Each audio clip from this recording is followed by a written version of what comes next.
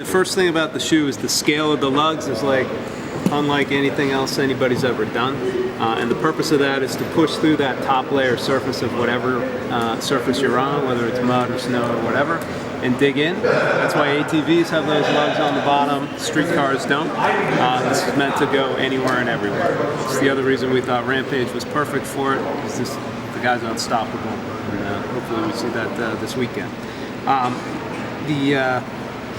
The other idea of this is this banking down the bottom. So if you look at the shoe from the back or the side, you'll see that banking action. What that gives you is something that's very similar to bicycling in a velodrome. That bank track allows you to go into and out of turns more easily. It also keeps you more stable on uneven terrain. The last piece about the bottom is each one of these lugs functions independently. That's why we separated them out like that. So no matter what you land on, say you land on a rock here, a stick here, they're all going to react independently and keep you stable. Okay. When you run on flat ground, you tend to run right on these center pods, right up the middle. The pods up on the sides kind of function like training wheels. Keep you stable if you take any turns or banks or curves. Okay. Make sense? Mm-hmm. Yeah. Any questions on any of it? Was there a specific event that happened that made you go in this route or develop a shoe like this? Or is it just... So we've been looking at sort of the sport of obstacle racing. Okay. As we looked at running, a way to change it up and kind of get to that next level. We recently announced a partnership with the Spartan Race people. Okay. So this is one aspect for them as well. Nice. How are they? Are they comfortable?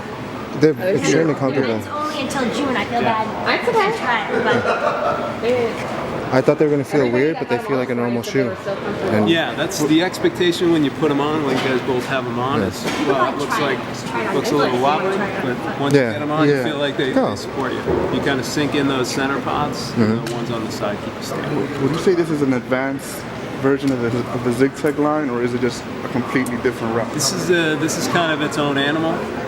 ZigTech's going to keep going as our energy segment.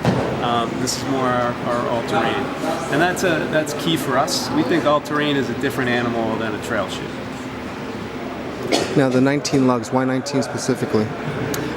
We started with the idea of each individual lug, like we talked about, kind of being its individual reaction piece.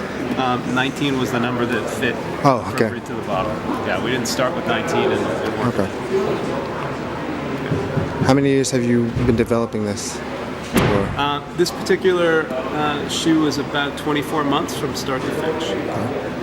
So a typical shoe takes us about a year. Anytime we do something new, it goes longer.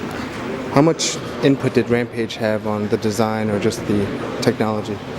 So Rampage came in the back half of it.